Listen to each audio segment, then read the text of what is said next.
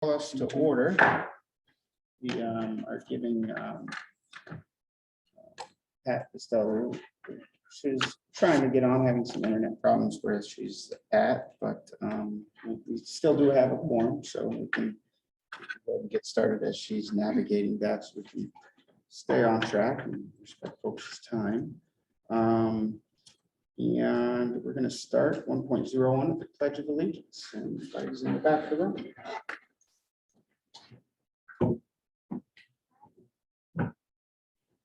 I pledge allegiance to the flag of the United States of America and to the republic for which it stands, one nation, under God, indivisible, with liberty and justice for all.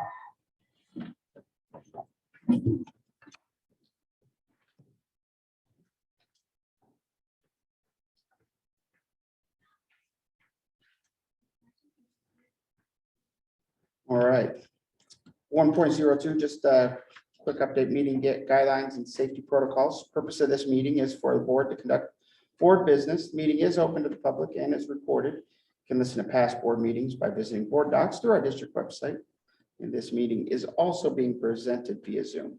It's not appropriate for audience members to interrupt board business or ask questions during the meeting. In-person attendees, in case of emergencies, just please use the closest exit to you. There's exits there and also behind you. And agenda items will be addressed as listed on the agenda. Brings us to our vision and mission statement. Our vision: our community inspires and prepares each student to thrive. And our mission: in connection with our community, the Sequim School District empowers staff to inspire hope and provide flexible, innovative learning opportunities in a safe and respectful environment so each student thrives.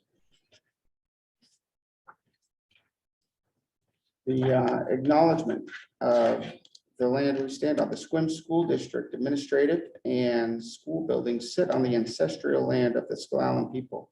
While the S'Klallam traditionally come from one nation, history has led to the formation of three sovereign S'Klallam tribal governments: the Lower Elwha S'Klallam tribe located in Port Angeles, Washington, the Jamestown S'Klallam tribe located in Sequim, Washington, and the Port Gamble S'Klallam tribe located in Kingston, Washington. The district's primary partnership is with the Jamestown S'Klallam tribe. Today, the tribe and district share a partnership that includes official consultation on program and funding changes that may directly affect American Indian and Alaska Native students, as well as holistic service planning for those for students to remain successful in their educational journey. And that's going to bring us to item 2.01. This portion of the meeting is for the public hearing, and this is relating to director district boundary changes. And we will be opening it up for, essentially, this does affect the candidates who are running for office, but it does not affect voting of our citizens. So, and this is in relation to the most previous census that was done. And the idea is just to make sure that they keep each area properly balanced based on its population. So they try to make very small changes, and it doesn't change. One thing to make a note: this doesn't have anything to do with neighborhood school boundaries whatsoever. So that's a common question that we get asked, but nothing to do with school boundaries. It's just about those running for office. Because on our school board, we have three positions that are specific to a geographic region within our district, and then two at large that can be in any district, so, or in any part of the school district. So, and so with that, we want to bring it up on screen, the proposed boundaries.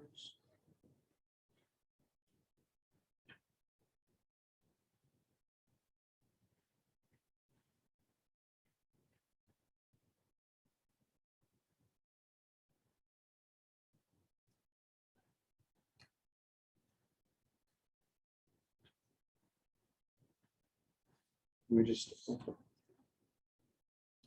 think we're gonna, I'll just open it up for public comment on that specific item, right? Yeah. So now what we do is open it up for public comment on this specific item. So if you're on Zoom and you would like to comment on this specific item, you can do so by using the raise hand icon within Zoom. Or if you're here in person, we have a sign up as well, right? Yeah. You can sign up and speak on this person. And I'm gonna go to Angela, I believe it's Angela Fennell. Hi, I was just curious how this affects the current vacant position. And I know that the current position that's vacant is not up for election, like that there's being interviews, but I was just curious, does this have some sort of impact on that process? Great, thank you, Angela. Yeah, probably something I should have specified. Though we don't typically engage directly in comments, I think just for clarity, this does not affect this specific area that is the vacant, where the vacancy exists. So this is actually coincidentally in the two other regions that are not involved with the vacancy. So no effect at all, is the short answer.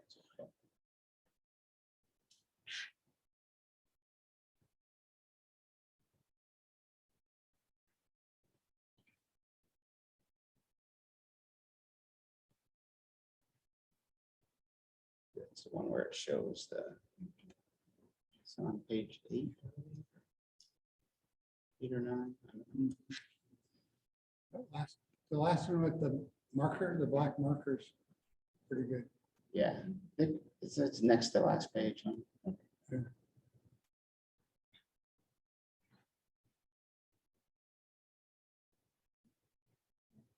Page 8 is a good one.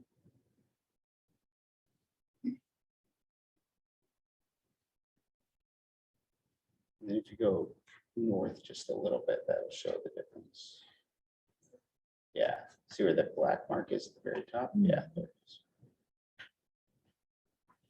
Expands that center region a little bit. So, okay. Hearing and seeing no other public comment, we are going to close that portion of the public hearing. And that will be an agenda item that we have later on in our meeting. Okay. And that's going to bring us to, we have school board candidate interviews, and we have 3 individuals that we have submitted applications for the interview. And what we do is we would like, they are going to be, we're going to interview based on the order in which we receive the applications. And what we'd ask is just for the, just to kind of respect the process, we just ask for the two other candidates, if they wouldn't mind dismissing themselves during that. And then once you're done with your interview, you can feel free to stay after that, because that won't necessarily have any additional influence. And then we'll be, after that interview, we'll be dismissing to a brief, recessing to a brief executive session. So with that, we're gonna start with Mr. Derek Huntington.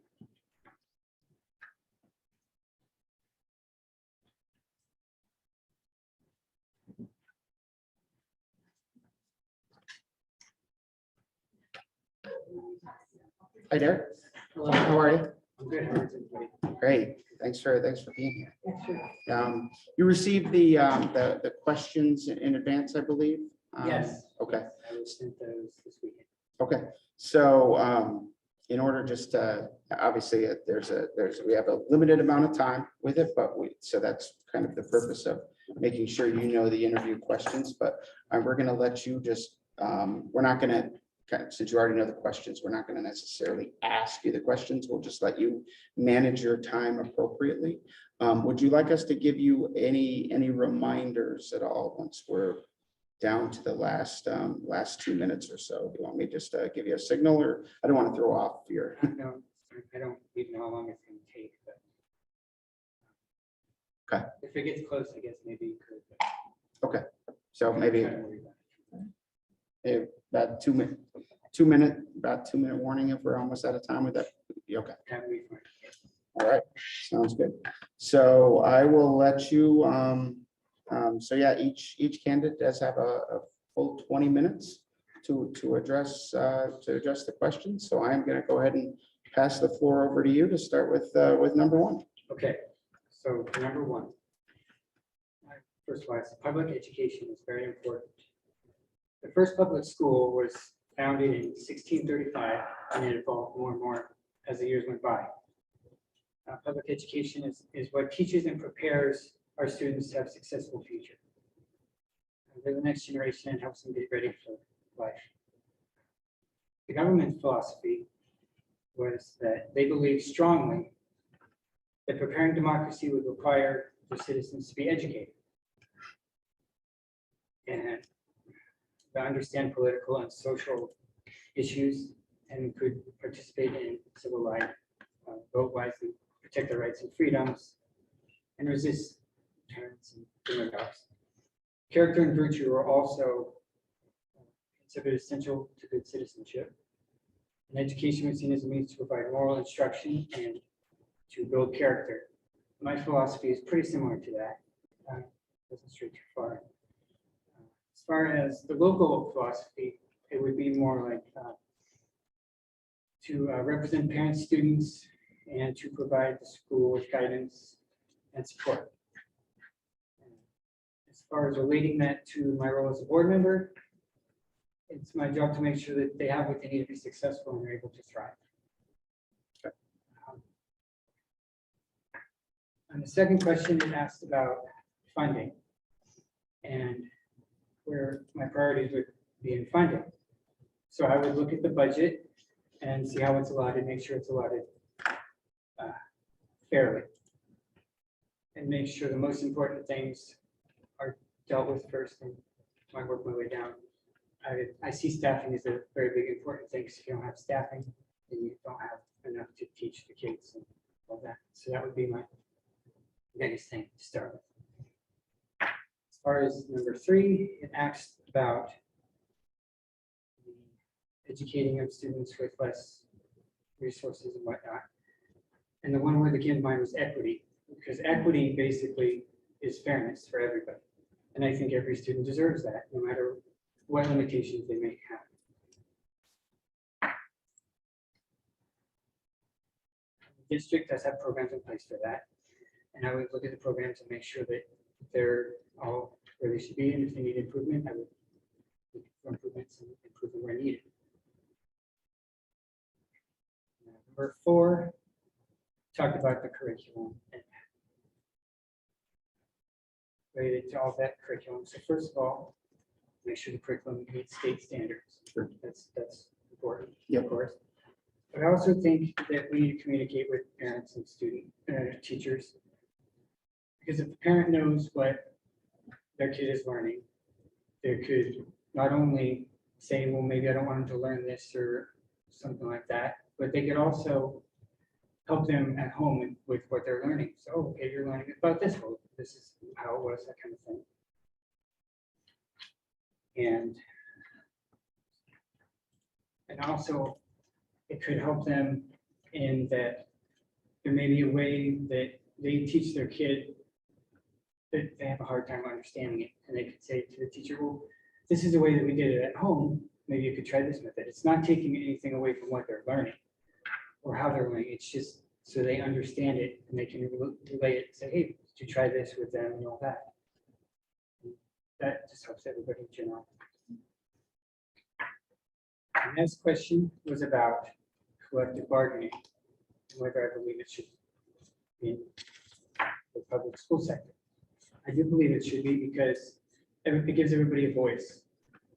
And the educators are there with the students. They see what works, what doesn't. They're able to relay that to everybody, and that helps everybody in general. Okay, The number 6 talked about concerns and challenges facing the district. One of my biggest concerns is security and safety. I mean, we've seen the school shootings, so I'm not saying that would ever happen, but we want to be prepared in case that is. And we had that recent incident with the graffiti that happened. That to me is a big thing. So that would be that's a concern for me. I don't know if there's a way we could maybe have more security presence or some kind of a security system that would maybe deter these things from happening. That might be something to look into. And then I put down for the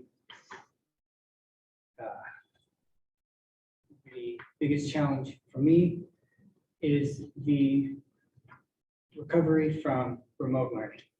It was something nobody was prepared for. Everybody tried their best and did the best they could with it. But I've seen a lot of regression in my daughter because of the remote learning, especially social. Socially, it's her biggest thing. You can't learn that kind of thing in school. You have to be able to interact with people socially, physically. It's just something you can't teach anybody. And her not having that for a year and a half really affected her a lot. I've seen it, I still do. But also academically, I've seen it too. She has always struggled in certain things in school. And before she was slowly progressing to where she needed to be. And now she's gone backwards again. And so it's trying to get her back to that again. So I think that's the biggest challenge facing right now. And I think it's slowly improving. It's just still a challenge that needs to be worked on. Yeah. The biggest strength is by far the teachers. For everything they do, they have the focus on the students and they make sure that they all have good outcomes and they do the best they can for them. So that's by far the biggest strength. And the final question asked about the qualities the superintendent should have. And I thought about this for a while and I came up with about 7. Superintendent should have clear vision for the district. Know where they want to go with it, have clear vision. They should be an instructional leader, an effective communicator, a good manager, a good listener, not be afraid to take a risk, make a commitment, and someone who is very flexible.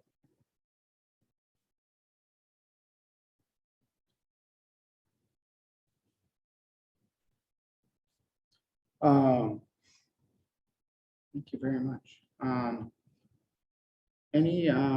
think we still have a little bit of time here. Anything to add? Any clarifications on any of the? All right. Well, thank you very much. I appreciate your time. Thank you. Thank you. Thank you. Thank you very much.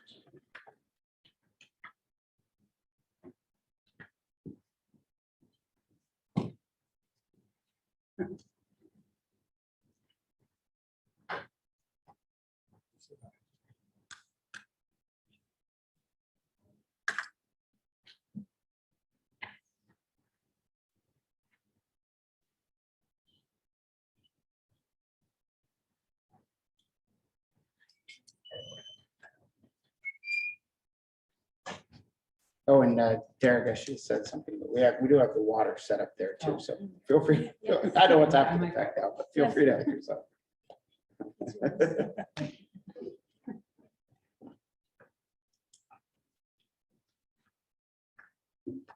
All right, welcome. Hello. You received the interview questions already and had a chance to look those over, okay?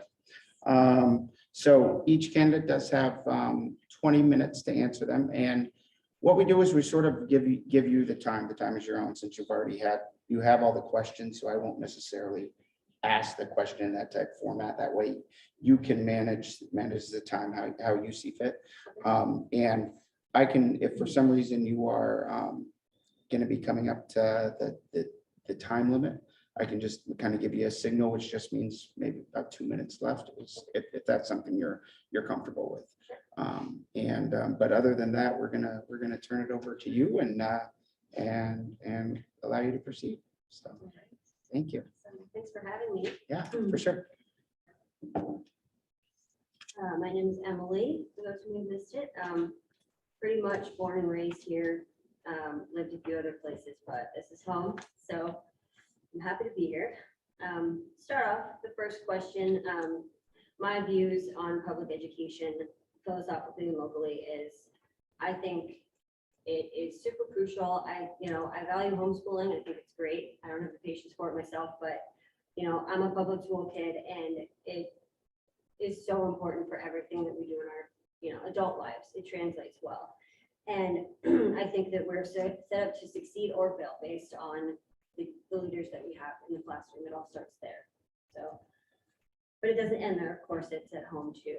I think that both need to mesh, and it's equally important. But definitely, I've had teachers that I loved and still love to this day, and teachers that I'm happy I never saw again. So, I think the second question, limitations in funding, I know that's something that everybody struggles with.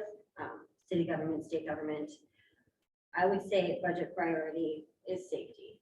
Number one. I have 3 kids, 2 of which are in the district. I have a niece in the district, and that is paramount, not just for my own kids, but for all the other kids, all their classmates, regardless of elementary, middle, or high school. The district's role in educating students who are under-resourced financially, academically, or social emotionally. My personal story, my son has autism, so he is, not where students his age should be. I think inclusivity and the opportunity to have equal resources is super important, as well as faculty to understand that we all come from different backgrounds. And one of the responsibilities in this role, sorry, I'm reading the questions, my bad. I was going to stumble over this, but all right. My decision-making process will be looking at it through the eyes of my own kids and what I went through when I was their age and above.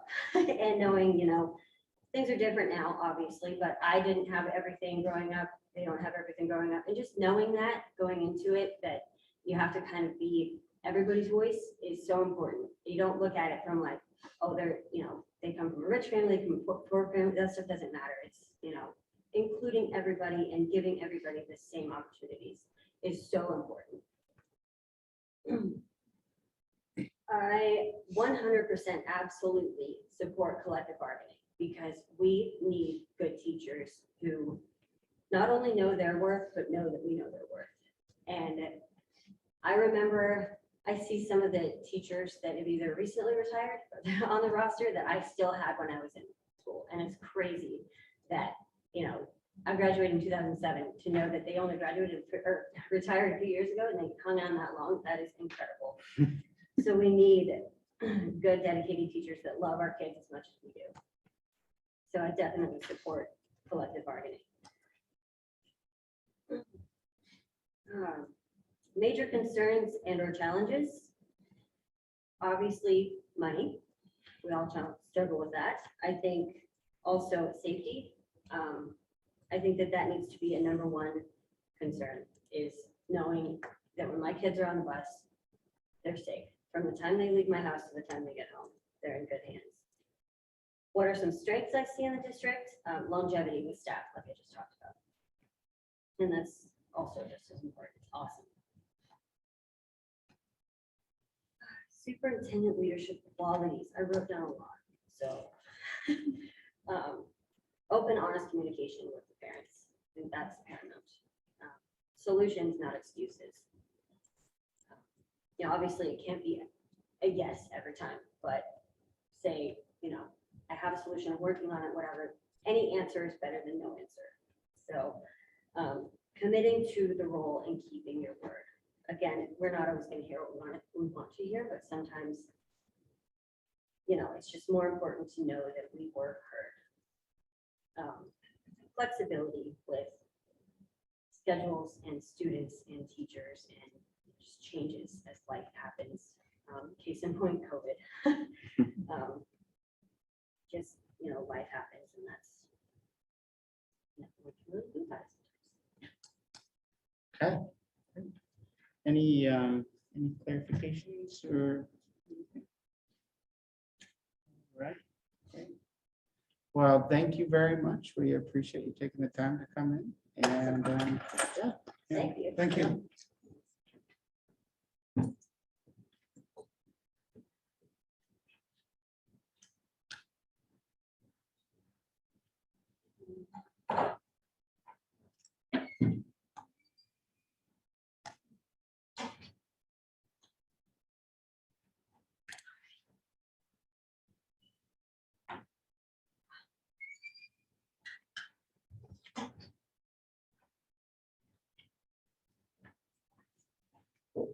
Hello, welcome. So you're provided the questions in advance, correct? Yep. Okay. Yes, it was. And what we'll do is each candidate has 20 minutes essentially. If for some reason, we don't necessarily make it a back and forth. We don't have to actually ask a question. I just assume give you the time to use how you kind of see fit on the questions. I'll just kind of give you a signal. If for some reason we're running short on the 20 minutes, I can just give you a signal. So like 2 minutes left or 3 minutes left if you're running out of time. But other than that, I'm going to pretty much give you the floor and the time is yours. However long you want to spend on individual questions, it's completely at your discretion. Okay. So pass it on over to you. Okay. So I guess I'll start with reading each question. What is your view on the importance and impact of public education, both philosophically and locally? And how does that relate to your role as a school board member? Obviously, I'm here because I feel public education is important. I wouldn't be here otherwise. My personal experience has been very much of service. I have participated in a lot of the community stuff in SWIM, whether it's coaching teams for our local youth organizations, soccer, basketball, and such. Being the vice president of the SWIM school grad party, helping organize that, the entertainment and volunteering on those nights. I think that serving our public schools, I donate a car every year to a graduating senior to encourage the sober graduation party to keep them from doing things they shouldn't be doing instead. So I believe in the public school system, and I think that is our main resource to showing who we are as a community, what our values are, and attracting the right people to our community. We have to be an example to them. And I think as a board member, my crucial role that I want to do is to listen to what the parents want and then use pragmatic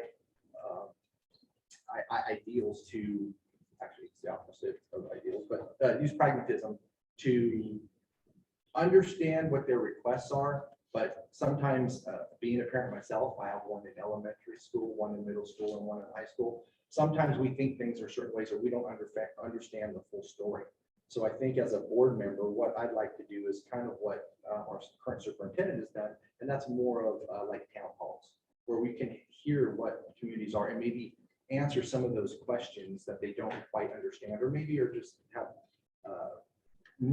misconception of how things work in the school system. Because I feel once we get that information out there, a lot of the fear and trepidation goes away, because they're like, oh, now I understand. It's a lot of the fear of the unknown. The second one, given limitations in funding, what recommendations do you make regarding budget priorities, and what informs your decision making on these priorities? I would like to first and foremost, yet again, say that I think listening to our community is important. This is a very much so to take what our community wants and then to use a pragmatic mind to prioritize where we're spending.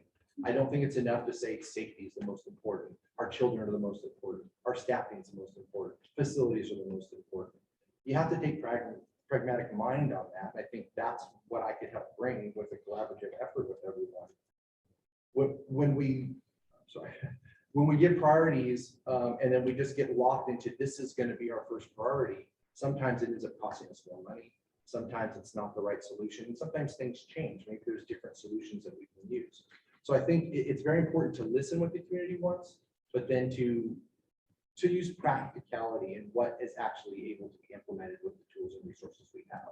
Obviously, I think our safety is very important. It's at the forefront of all stuff going on. We recently got to experience that, but we have to be pragmatic in what we use. Number 3, what do you see as the school district's role in educated students who are under-resourced financially, academically, or socially, emotionally, as well as students with special needs and English language learners? I grew up in California when I was younger, so we've been around I didn't grow up with a lot of money. I grew up with a family, father, grandfather that spoke Spanish in the household. I know what it's like to have to use those resources at times, you know. Luckily, I was able to, you know, start a business, work my way up in this great United States that we're in. But I think as a public school, we have to listen to everyone. There's going to be some people that need help with maybe it's language, some people that need help financially, some people may need help with resources and learning. And then there's even the, you know, like the high cap students, things like that.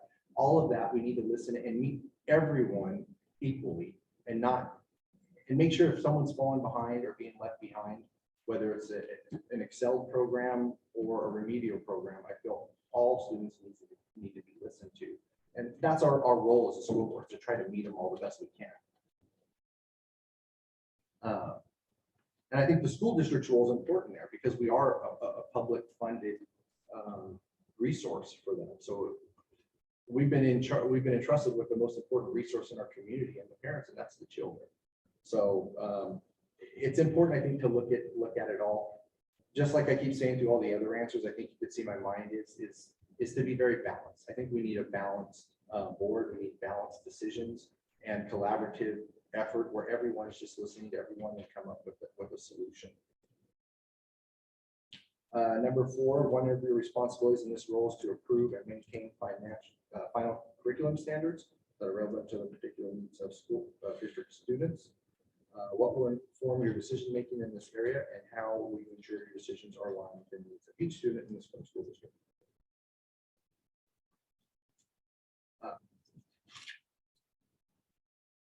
This is one that I struggled with when I was reading the questions at home, because I haven't ever had to approve a curriculum, surprisingly. I know. But I do think I go back to looking at what are the needs of our community.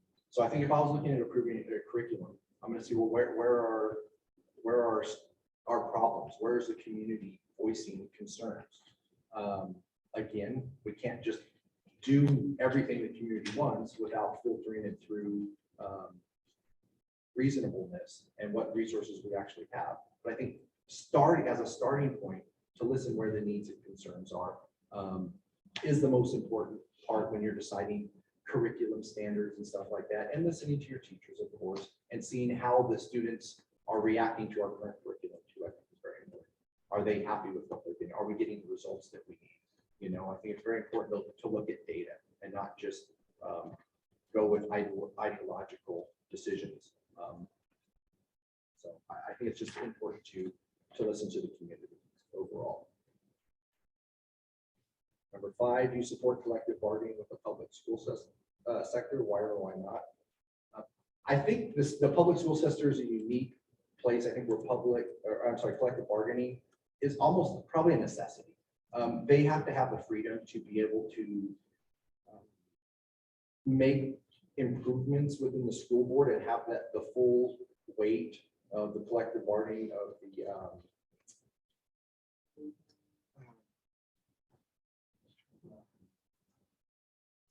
anyways, they need to have the support and the backing with collective bargaining gets them, whether it be for recruiting high talented teachers, whether it's getting suggestions on things to do for children, you know, longer classes, smaller class sizes, whatever the needs are. I think that collective bargaining gives them that ability to push for the needs that are needed by the teachers in our school system.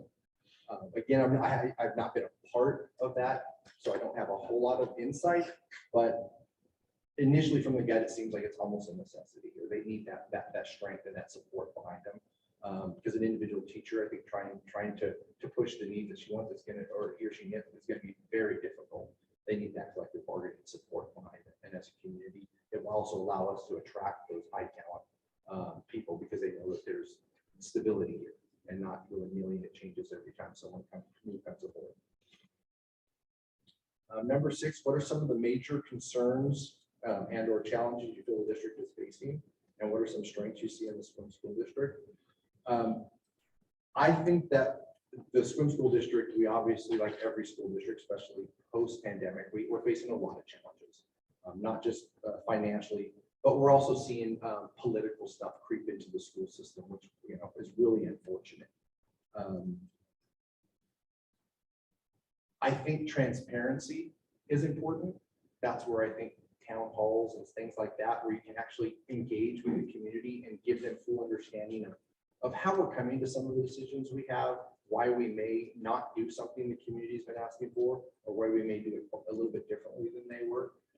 I think bringing trust back to our school system is important, because one of my main concerns of wanting to be part of this board is to get a bond passed. With my unique experience, I mean, I was a veteran, so I understand chain of command, but I've also been a business owner and marketing. And before I started my own business, my job in California for 10 years was going into troubled businesses and fixing them, putting in better processes and fixing broken processes. And I think we need to bring trust into this community, because I believe that is the major obstacle why we've not passed the bond, is there's a lack of trust in this community.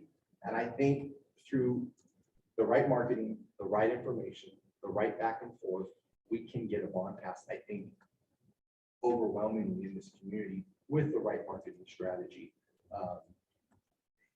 I think it's possible. The problem is, I think in the past is we've hired outside companies, we've done this, and we weren't talking enough with our local community and what they want. And I don't think they understand what the bond was bringing to them personally. And I think that was something that I can help with. The last one, what superintendent leadership qualities do you value? Boy, there's so many to list. Some of the most important ones is I think they have to be able to have strength of character. They have to be able to be visionary and be able to push almost like an ideological agenda, because it is such it's such a tough role. Man, I don't know how you do it. That's a hard one. What leader do you probably, there's so many. My biggest one would say one that's able to listen to the community, respond, and being able to bring that together, to bring parents, students, faculty, community together, I think is the biggest one. So somebody who can bob and weave as things are going, I think that's the most important, because as we're seeing, and it's like I said, again, it's very unfortunate that politics has become so ingrained into our society that it's creeping into the school sector. A superintendent has to be able to look past all that noise and do what's right in the vision for the school system. You listen again, but you have to be realistic in what you're doing. But you have to be strong. I think the most important thing is somebody strong-willed. You can't just every time you hear a complaint with somebody and say, oh, well, I guess we need to start changing that. You listen, but you have to be able to be strong and stand up for our children, stand up for our staff, and push to get things done that we need to do in this community. I would love to be a part of that. I would love to help you guys, accomplish all that and work as a collaborative team. So I thank you for your time. Great, thank you. Thank you.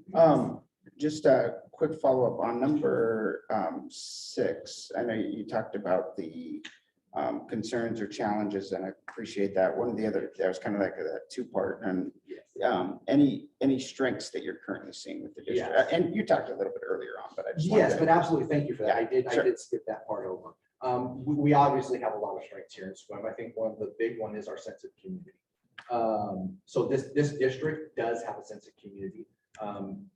Even our own board members are active in the community. I know Director Jeffries is very active in the community. So I think that's a very plus. He's in touch with what's going on in the community and not out of touch. And that's so easy to do when you're in an elected position, to once you're there, to then, oh, I'm just gonna make the rules, I'm gonna decide what's going on.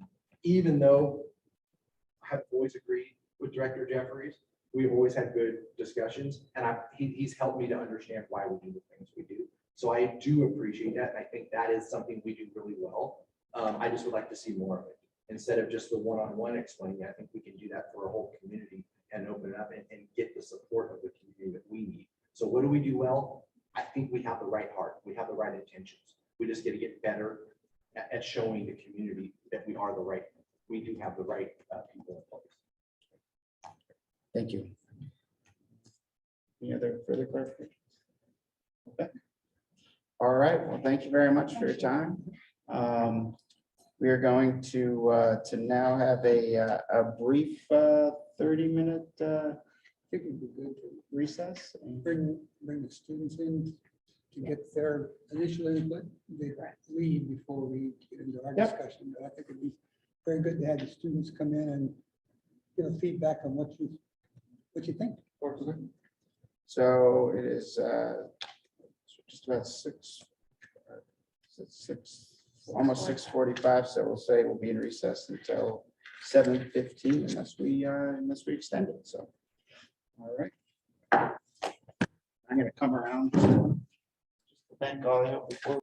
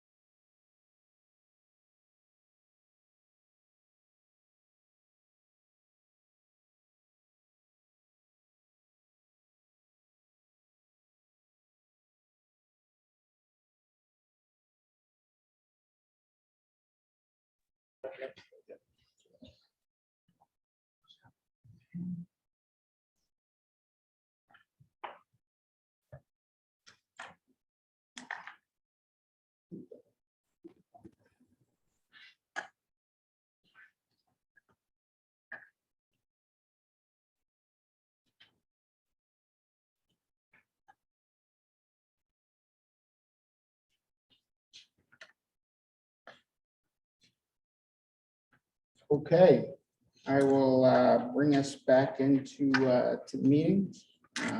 Appreciate folks' patience.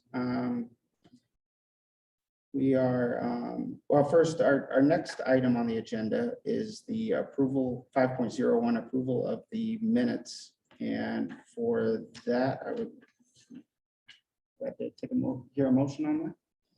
I move we approve the October 3rd regular meeting minutes. Okay, do we have a second? I second. Okay, any discussion? All right, all those in favor, please signify by saying aye. Aye. Aye. Aye.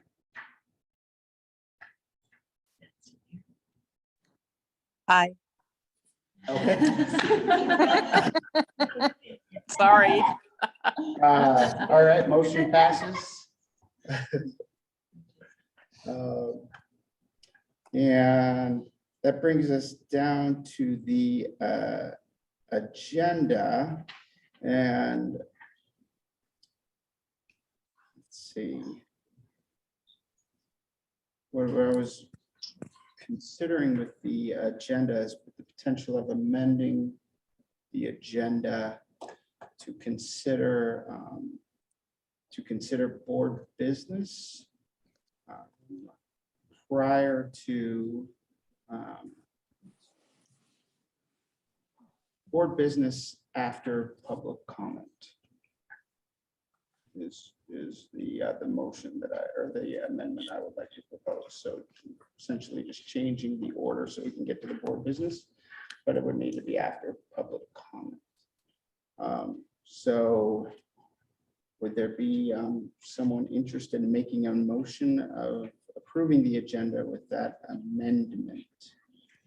And for the, well, actually, I can discuss. Get a motion first and then we'll discuss. If one is willing. I move that we amend the agenda for this evening to move up the business to after the public comment. Okay, do we have a second? I'll second. Discussion on that. And I'll share one of the reasons for that is just so we have folks that are waiting on this decision. So to try to expedite it a little bit would be to move it up there, but still having public comment as a portion before a decision's made. And that was the basis of my recommendation. But happy to hear other discussion prior to making that.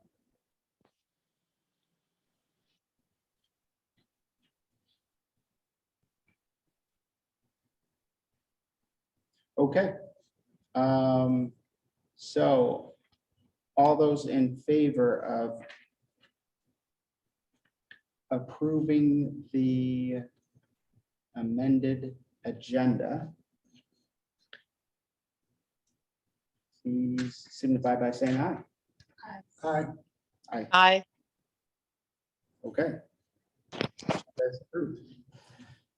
That brings us to the consent agenda. Happy to hear a motion on the consent agenda. I move we approve the consent agenda. We have a second. Second. Any discussion? All right. All those in favor of the consent agenda, please signify by saying aye. Aye. Aye. That motion passes. And that brings us to public comments. And just want to remind folks some of the parameters around public comment.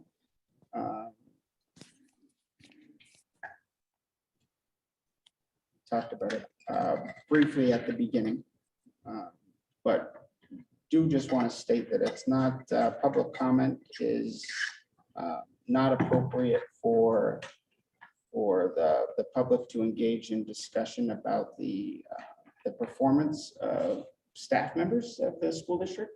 Would highly recommend that folks bring those concerns directly to the superintendent. And the board does not typically respond directly to public comment. Just because issues raised, we would want to make sure that that is an agenda item so that all of the public has an opportunity to hear about that before engaging on any particular topic. And we have public comment, both virtual as well as in person. And if you would like to, do we have to sign up for public comment? Do we have any? Okay, all right, so nobody signed up for in person. All right, so if you are here virtually and would like to speak, please do so by raising your hand. It should be at the bottom of your Zoom screen for virtual public comment. And I see Angela has her hand raised. Angela.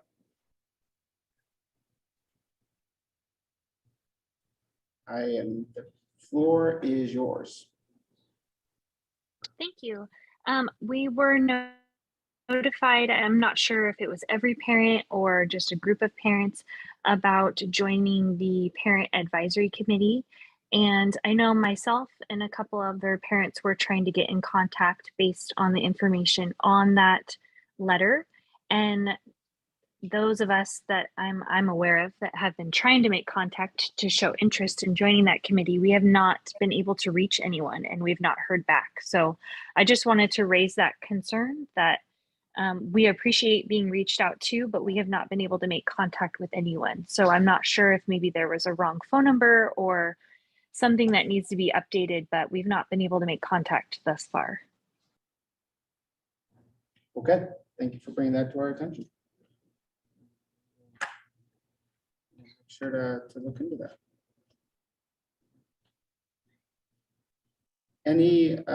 Anyone additionally, any additional folks wishing to make public comment, please do so by using the raise hand feature at the bottom of your Zoom.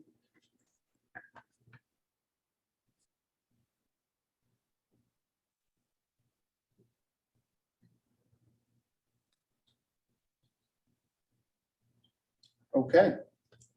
Hearing that, and anybody here in person that didn't sign up for wanting to make public comment? Okay.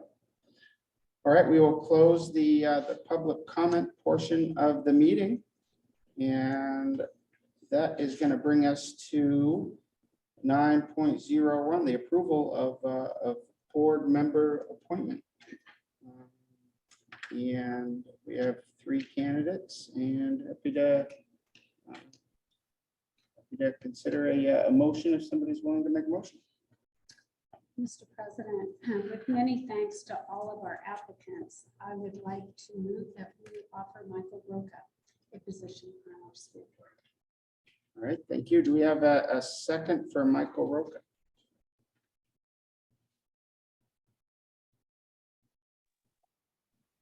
I'll second. It's been moved and seconded to appoint Michael Roca. Do we have discussion? I think probably you could tell from the length of our discussion in there, we had 3 good candidates that I thought, all of them would offer something to the school board. So it's greatly appreciated that you stepped forward. And I hope that whoever gets nominated or appointed and those who don't do get involved. Maybe the parent advisory committee. We're going to have several other committees coming up on school improvement, facilities and safety and lots of Oh, yes. chances to get involved. And I would really encourage you to do that because that's one way that you can make a major impact. Oftentimes, we vote on things. We don't have the power and we don't vote on things that a lot of people in the public think we do. We're here in advisory role. We hired our superintendent and we make policy and then we listen to our staff and our superintendent. So, and committees. So it's going to be very important that we get people like you, all 3 of you, on committees and speaking up on behalf of your students and the students in the community and the parents. So really appreciate that. So I was in both Myron and I were talking, we were both in your seats. We both were appointees and we had to go through the application process. So we know how it is. So, and you're here. That's what the important thing is. Thank you. I think I would want to share, and I would echo Larry's words, but all of the concerns that were brought up and the priorities that were brought up, yes, it's all true. And all concerns are certainly true. And Derek, I appreciate what was brought up about where students are at, especially during I've got a 4th grader at home and talking about, that social interactions that she missed. Oh my goodness. It's significant and we want community to be involved. We want parents to be involved with that because it can't just be me, but no, I'm echoing that message. My goodness. And then we talk about, we have students with special needs that aren't being met. We need the voice of our parents for sure to be involved in the system. So I appreciate all concerns that were raised. And there's not anything that was mentioned that's like, well, that's not an issue here. Because that is the and I think we're thankful that we had so many candidates that are in touch with the concerns that we are faced. So I thank all of you for being here. And it was very difficult because we know all the candidates that have passion for this clearly. Otherwise, you wouldn't have stepped up to that. And I want to thank everybody for that, and hopefully just continue to be involved. And I think we're going to, regardless of the outcome of this vote, we're going to reach out to try to present some opportunities for involvement. So I just wanted to add my thanks to the two students for coming in and giving us some input. We don't do that enough, and hopefully we can do that more so that we get the student perspective. So that was nice to have the students come in for a few minutes, give us their input. I know Maren has a initiative kind of going of student voice and getting them more involved in that kind of thing. So I really appreciate your wisdom. These kids, they're so smart, they're wise, and they bring a perspective to the discussion that we don't necessarily have. So we're gonna do more of that. So be careful what you ask for, because we're gonna ask you again, I'm sure. additional discussion. Do you have any, No, just that I really appreciated the thought and the interest that showed in all of your answers to our questions, that you took the time and really gave that some energy and some care. And we will certainly look to you for more leadership in the future. So thanks to all of you for applying. Pat, any comments or discussion? Just to echo what's already been said, I really appreciate all of these individuals stepping forward, and they each had something different that they brought to the table. And I really hope that we're able to find places in the district or in the schools that they can each bring their particular interests and talents to bear to help us out. So thank you again for taking the time and showing the interest in, and I hope that we can work together with all of you in some capacity. All right, thank you. And so with that, the motion is for the appointment of Michael Roca, and this will be a roll call vote. Tracy, would you do the honors, please? Thank you. Director Helverson, how do you vote? Aye. Director Jeffries, how do you vote? Aye. Director Johnston, how do you vote? Aye. And President Pickens, how do you vote? Aye. We have a unanimous decision for Michael Roca to be appointed to District 3. All right. Congratulations, and again, my thanks to all the candidates. Thank you very much. So, Thank you. all right.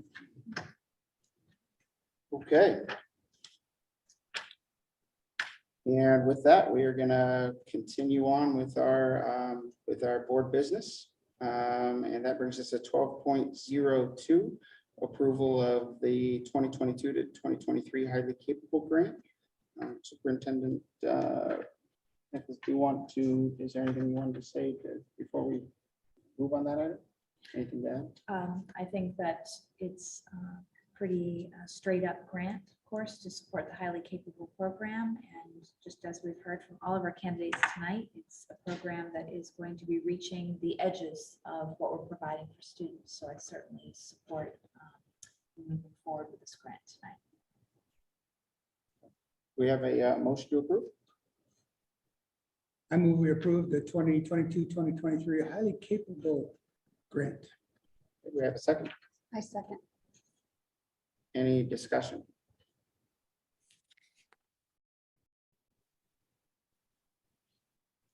All right, all those in favor, please signify by saying aye. Aye. Aye. All right, motion passes. 12.03, approval of the redistricting resolution. Do we have a motion to approve? I move that we approve the redistricting resolution. Thank you. Do we have a second? I'll second. I'll second. Any discussion? All right, all those in favor, please signify by saying aye. Aye. The motion is approved. And that's going to 12.04, WASDA legislative priorities discussion. Just want to mention briefly that I did submit our WASDA top 10 priority legislative items. And I can just share briefly. I think all of you saw it via email, but just to summarize, it was the full funding, of course, of basic education, comprehensive school and student safety, support for special education programs, amply funded staffing levels, equity-based P through 12 education system, universal free school meals, climate impact mitigation assistance, tax reform, professional development, and funding safe, healthy, contemporary school buildings. So essentially those are, and I should specify, the way I list those off were not in any order whatsoever. Should have left that. They're just 10 items, and then the state WASDA will take it from all the, I should say the state, WASDA will take them from all of the districts that participated and rank them accordingly based on the numbers that come in. So, but I know all of you had a chance to look at the entire proposals. Again, it doesn't mean that they will necessarily become law or not become law, but it just gives them a voice to advocate from. So any other thoughts on No, those? I would just point out, WASDA is the Washington State School Directors Association. And all the school directors in the state, 1,400 and some, almost 1,500 are members. And these legislative priorities are just that it gives direction to WASDA that when a bill comes up, they go and support or non-support for various forms of the votes that the legislature comes up with. So, and they do a fantastic job, but it's a big one. Yeah. Right. And so, let's see, that's going to conclude the action items that we have. And that is, I'm going to say, why don't we just do like a quick 5-minute recess, I think. Yeah. Any objection to just a quick 5-minute recess before we go on to the regular rest of the business? All right, we'll pause for a brief recess, and want to, if anyone would like to join me, I want to thank our candidates too. So, yeah. All right. Back in 5 minutes.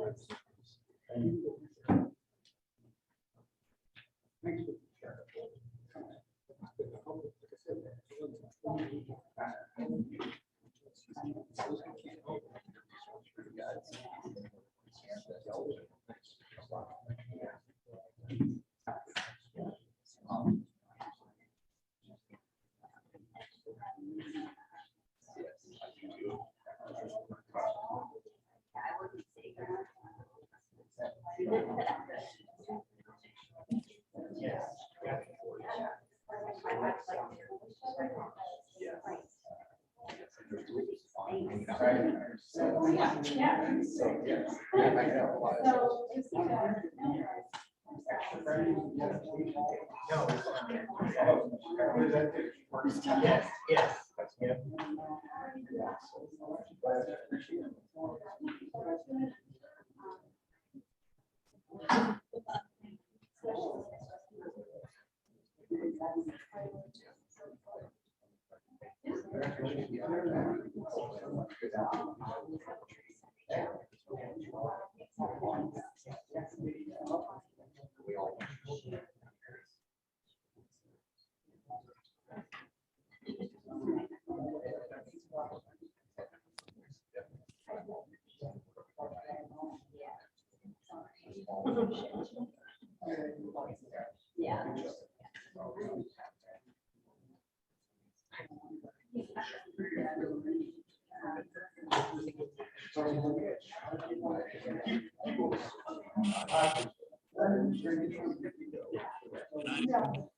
An idea whose time is now. Ronald Reagan win tonight. What a schmuck. I want to be an artist when I grow up. Gonna be an artist if you want to be. Nothing's gonna stop you. You're going to college. Go have dinner with Pink if he plays his cards right. I really like your sticker. My stepbrother gave him some. He's in the Air Force. That's so cool. How dare you? I'm a menace to you. What is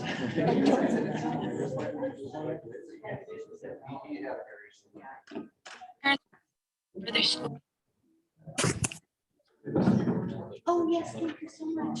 And we're here to find more information about like what's actually like going on here.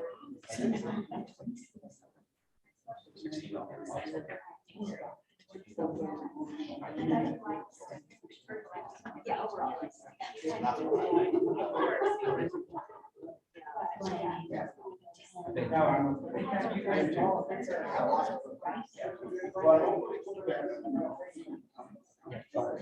Yeah, I saw that. Yeah. I am ready. That's one thing about me. That almost makes it better.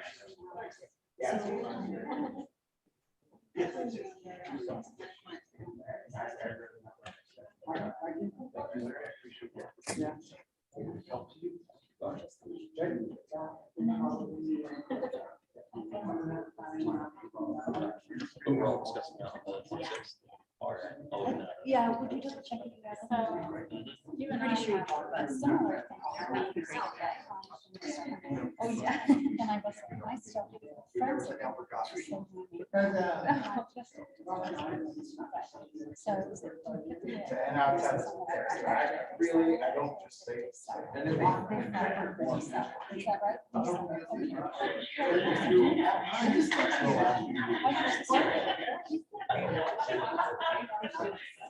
There's scary though.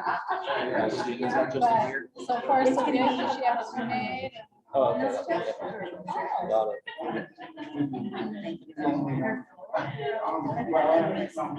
So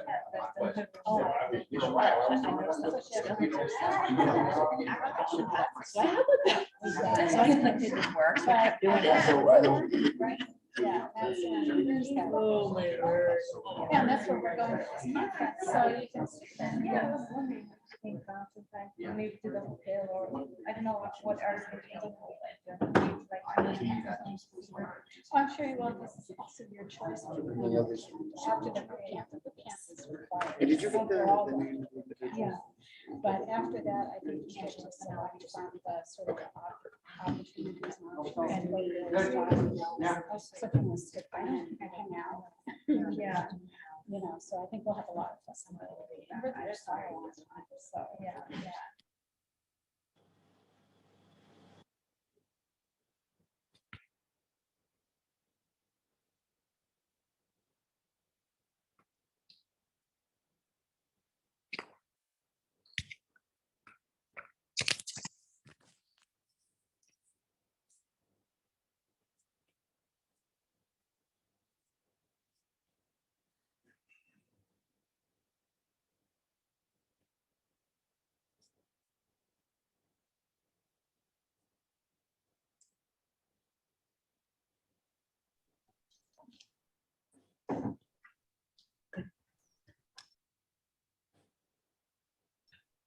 Okay, and we are back. And we are gonna transition right over to our student board representatives. A little bit later than in the typical meeting, but thank you for staying. We have, why don't we start with Kate? First, I just wanted to say that even though it seems like school just started like yesterday or a month ago, it's already that time for some college applications to do with like some deadline, like priority deadlines happening in a couple weeks, like even on November 1st and everything. And one thing that the high school has really been focusing on is having a career and like college readiness classes and preparations. We've had college and career fairs and also some like activities in our homerooms and presentations that, although it's not the most exciting topic, I know a lot of students find it useful to know more information about it. And I've noted a lot of students really appreciate the opportunity to learn more about it so they can have better chances for their futures. We've also had a fall play been announced so far in school. It's going to be the Clue Murder Mystery. That's going to be happening in I think November or December. And a lot of students are looking forward to both involving in that and seeing it. And our student leadership has also been taking initiative to promote inclusivity and more community organization within our schools. They're doing an anti-bullyingness awareness campaign this Wednesday, actually. And I know they've been working with our link leaders to help promote that classroom experience. And what color should you wear on Wednesday? Orange. Oh, yes. I have heard some, I have heard some issues about like facility issues that have been coming up again, but the superintendent and I are actually working with making a facility group to talk about it. And I know a lot of students are thankful for that. And I've also talked to some of them about the capital levies project that we discussed in the earlier board meeting. And I know like a lot of students are really excited that we're getting it, that the situations are being addressed. And I think that's really making them optimistic. And that's all I have for today. All right.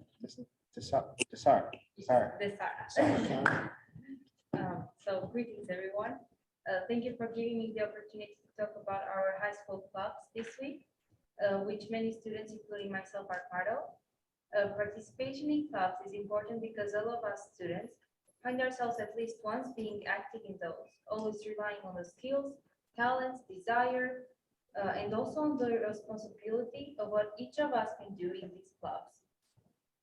I got a chance to hear from HOSA Club, a club for the future health professionals, and they are working on choosing the topics for the nationals competition.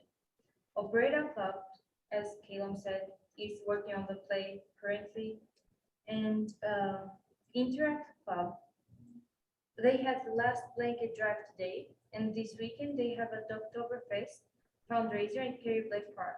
They are planning other fundraisers for the Winter Wishes and for other future activities.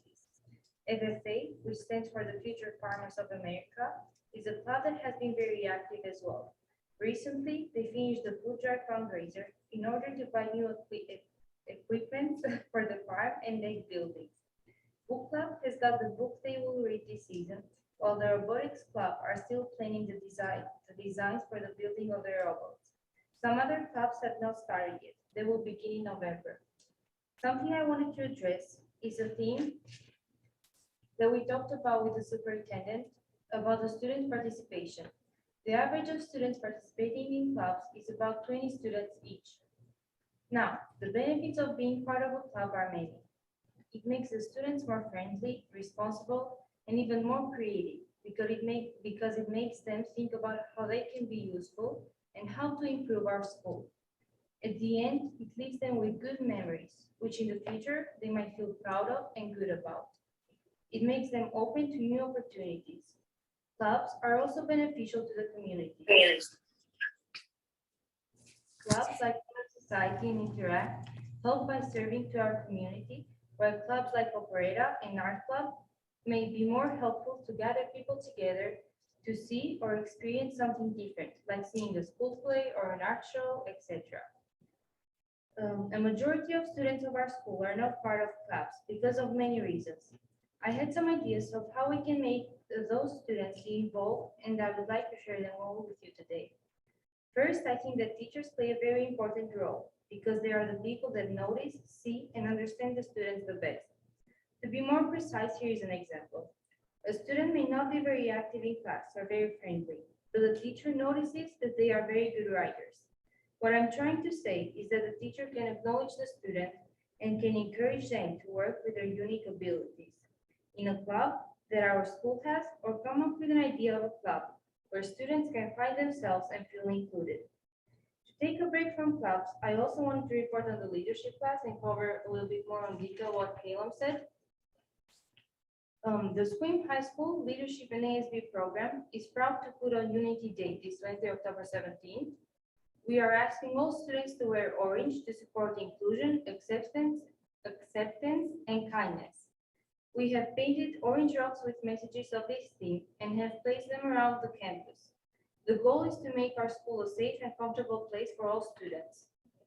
Haunted Hallways is returning to SHS. October 29th from 1 to 3 p.m. The community is involved to bring youngsters through the hallways of SHS in their costumes. Administration is by Canned Food, donation to support local food banks. In the classroom, different clubs and ASB groups will be putting together fun activities for the kids, including face painting, cupcake walk, and more. The SHS ASB is also proud to announce that a new club called Mock Trial Club has applied for and been granted ASB approval to start meetings on campus. Led by Ms. Pozernik, this club will give students an inside look at the justice system. The club plans to compete at the state competitions as well. I personally love to see how our schools improve for the best every day, and every year is the same yet so different. That's all I had for today. Thank you. Thank you so much. So important. Well, I just want to commend where you have taken the student reports this year.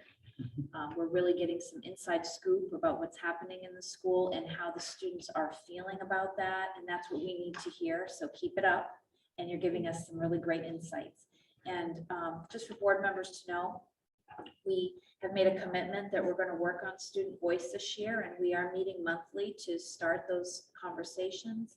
And we are leading towards student focus groups that will take shape. And then we will be also inviting board participation at the appropriate times when we have students ready to share directly. So it'll be pretty exciting. Okay. And that's going to bring us to our finance and enrollment report. So, Diane.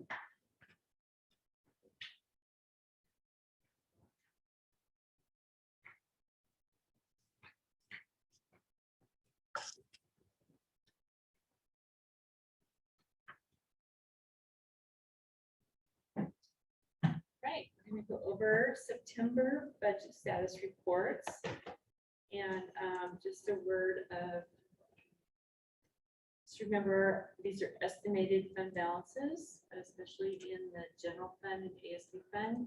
Capital projects also, as we're paying the very last of our 21-22 invoices, closing out all of those purchase orders.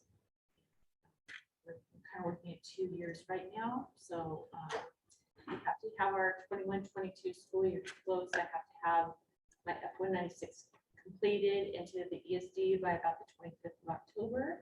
They'll send it back if I have to do any corrections, and then it have to be to OSPI by the first week in November.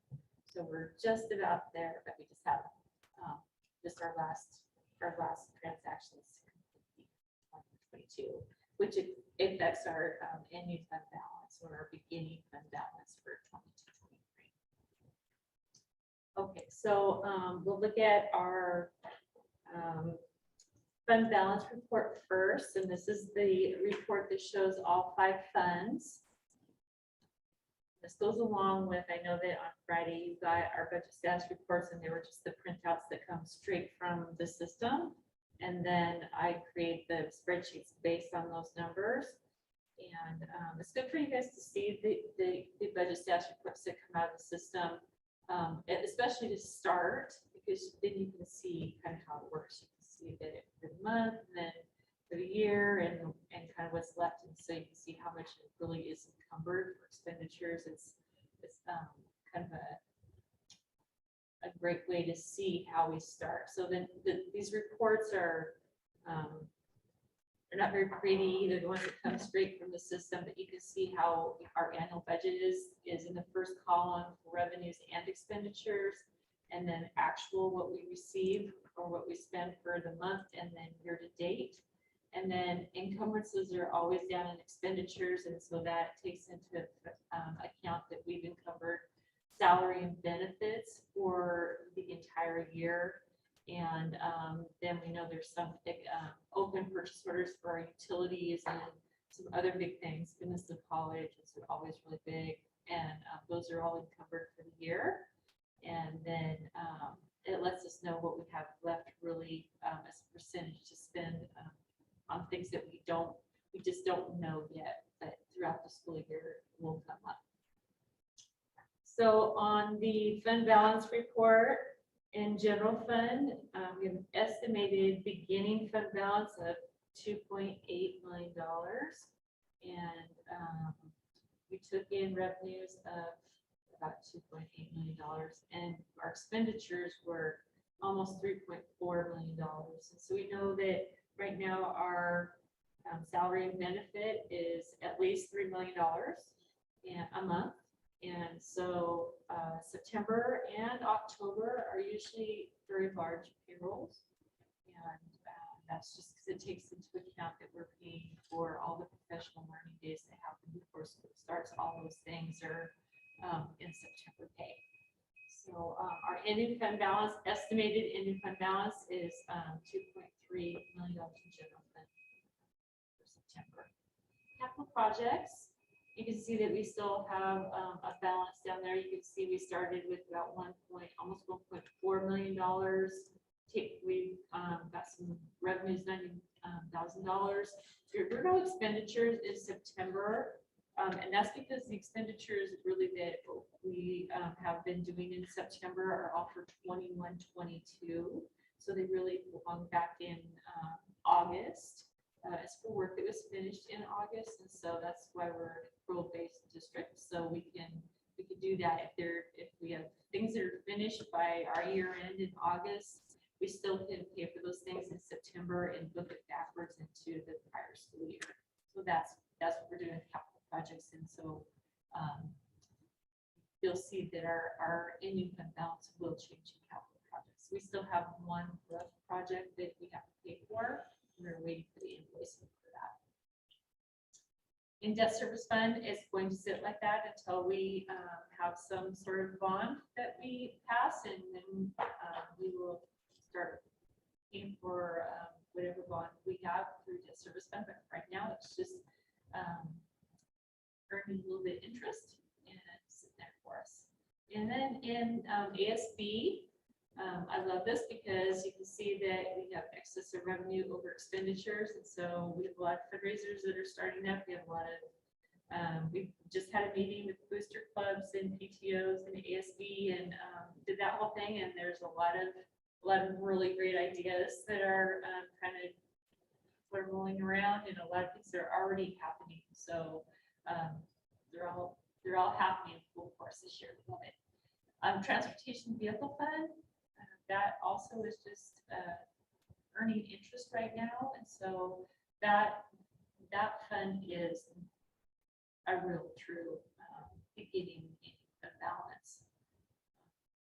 I know that right now Rich in transportation has been able to move forward with trying to put together some bus orders, because we have to make sure that as our depreciation ends on a bus, that we have another one that will pop into place and be there ready when that happens. And we've had a really hard time being able to even put a bus order together and order any sort of busing, just supply and demand. But I think it's been able to move forward a little bit, and so we'll see how long it takes to see a bus.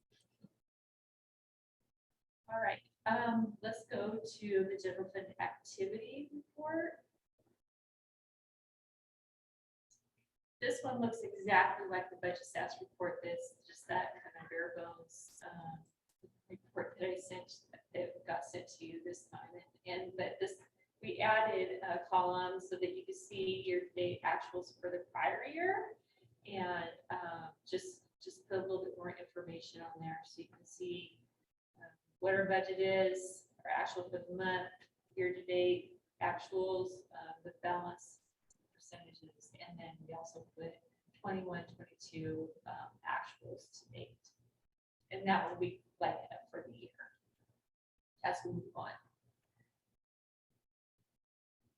And then our general fund expense summary by object. This one, I kind of like jumped up and down in a little fit when I did this from this spreadsheet today, because already you can see that when you go down to benefits, that we're already over budget, $24,549.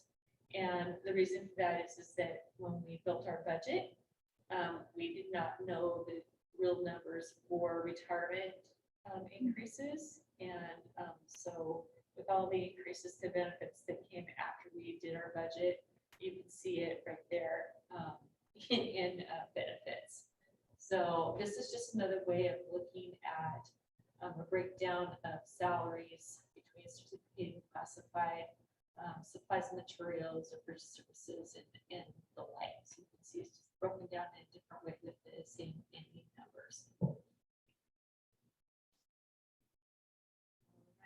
And then in our enrollment is good news so far. So you can see the yellow is what I budgeted, and then September, and then October is even a little bit more enrollment. And then these are FTEs, and these are how we're funded based on student FTE. So down at the bottom of this report, I just made a little note, and I was just going to keep track each month. And so my October notes are the enrollment increase of 80.32 FTE from September to October, but an enrollment increase of 143.77 FTE from what I budgeted. So if you remember that we drew up our apportionment in January, and so from September through December, it's based on my budgeted enrollment numbers. And so if we continue to grow, then our apportionment will be a better picture than the other way. So I hope that this is a pattern that continues, and we know that when it gets to the holidays and things start happening, and enrollment kind of levels off and starts dropping a little bit. But so far, this is great news for our district. Any questions? And I know I see the initial, I think it's just for the running start FTEs, right? And that is, Yeah, that money flows, it's not really the same because it flows right through, it's right? like a pass through. The Yeah. money comes in, and then we immediately pay a great big Pay it out. invoice to the colleges. Yeah. So it doesn't really help us. Well, I'm not saying it's a bad thing. I'm Right. just- No, it doesn't- it is a good thing, because, I mean, some of the students are, have a partial FTE in the high school and going to Running Start. So. But also beneficial And to they're know we can. included in the highlighted total. I know it's broken down underneath it, but they're included in those. Yeah, totals. yeah. Yeah. So.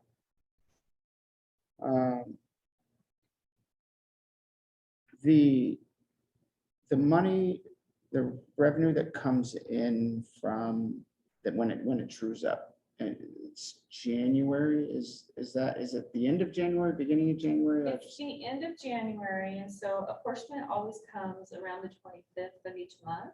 Okay. So it gives us time to put in our grant claims and all of our mill account, so that those dollars end up on our apportionment. So it's always at the end of the month.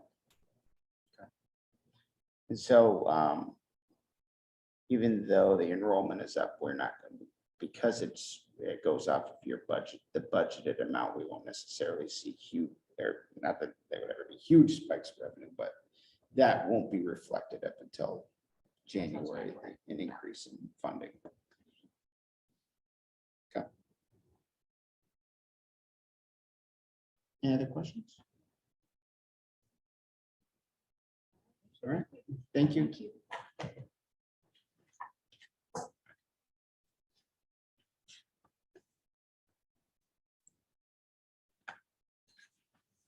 right, that brings us to 11.01, the superintendent report. Okay, great. Well, first of all, just to formally let everyone know that this is National Principals Month in October.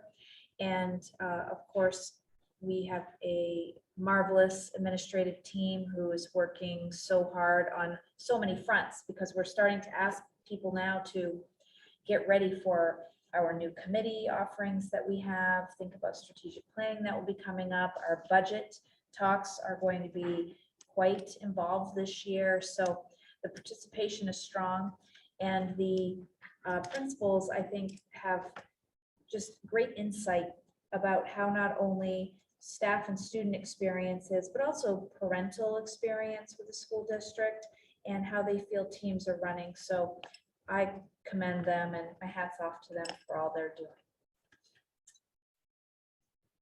My hat's off to the board for getting underway with our district committees.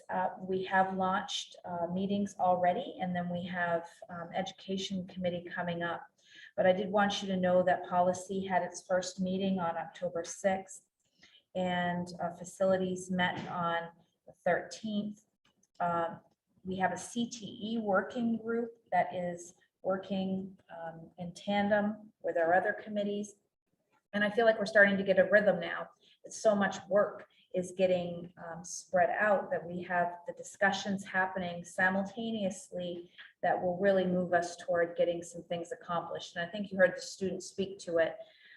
People do want to see action, and our committees are allowing us to do that. Our safety committee alone has probably met, I believe, 4 formal times.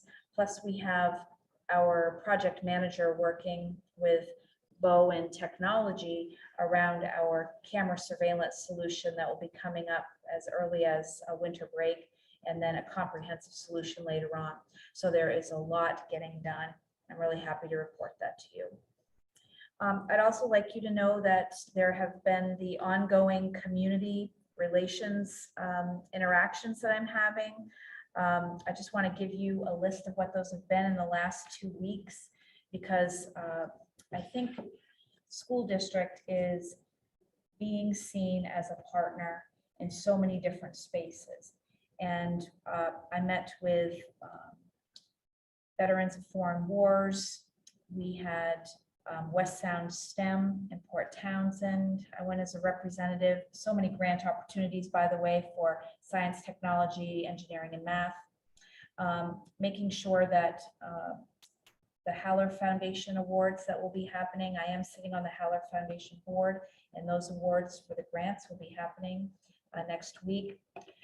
We do have college fair that Caleb referenced. I did go visit the fair and was impressed with it was a mini fair, but the number of students that were engaging at the tables was excellent, not just with colleges and technical schools, but also with tradespeople and organizations. Like we had military representatives, fire department was there, police. Also, I was able to meet with FFA, speaking of clubs, and so that was really enlightening, along with attending a football game and a volleyball game. So I think I've gotten it all in. I would like to say to you that with the WASDA conference coming up, next week's study session will be dedicated to us planning out how we will divide and conquer. So we're having great coverage at WASDA. You are having your areas of interest met, and then we can convene back and talk about what we all learned in different places. So I have a special gift for you tonight, and that is a list of breakout sessions. And your job is to go through and highlight where your interests are, but also where your priorities are. And sometimes we prioritize something we're not passionate about, but we know it's important, right? So I'm going to leave these in your hands, and I'd like you to bring them back to our study session next week, and we'll talk about how we get our team deployed. Okay. So there you go. Should also, even though we won't be doing a swearing in until the first meeting in November, that doesn't mean that no decisions are made at a study session. So, I mean, I would think it totally appropriate. that we Absolutely. have- Absolutely. Yeah. Okay, and as you're receiving those, I'd like to say that at the study session that we're going to have, I will be requesting that we have a very short executive session attached to it, so we can talk about superintendent evaluation, because I want to be sure that you have the tool in your hands, that we go through the tool so that you can ask any questions that you might have, because you'll be doing your midterm check through evaluation for me in December. Okay. And then finally, listening tours are coming up. So tomorrow, right? Wednesday. Excuse me, it's Monday. Okay, Wednesday. We will be having a veterans listening session here, and we're really looking forward to that. And by all that I've heard, we're going to have quite a turnout. And then we have the alumni from the school district on the 27th. And that will be by Zoom so that people who live in other places can attend also. I'm really looking forward to hearing what alumni have to say. Parent-teacher conferences coming up on October 31st and November 1st. So even as college applications are happening, parents want to know how things are going too. So we're looking forward to all of it. Very busy, but it's productive. Any questions for Rudy? Thank you very much. And as I was saying, we have for upcoming meetings, we do have, or as Regan was saying, we do have our study session coming up on October 26th from 5 to 7. But look for maybe a executive session attached to that potentially. Then our next board meeting will be November 7th. And so soon we'll be having some type of swearing in aspect of that we'll talk about. So be on the lookout for that. And then of course, shortly after that, we will have November 17th through the 19th is the WASDA annual conference. So, anything else for good of the order? See, isn't it league cross-country championships This Thursday. Thursday at Cedars at Dungeness Golf Course? Besides going out and being able to cheer on the runners, if you've never, not a golfer, and you've never been out on that course, it's quite an experience, because you can go out and walk around the cross-country course, you can cheer on the runners, and you can take a look at Cedars at Dungeness and walk by Old Krabby and the lake here and there. It's really a beautiful cross-country. It's a beautiful cross-country course that I hear sometimes they use for golf. Never looked at it that way when I was golfing, but I should have had that lens. So fair enough. Okay. Anything else? All right. It is 8:38. We'll adjourn. Thank you.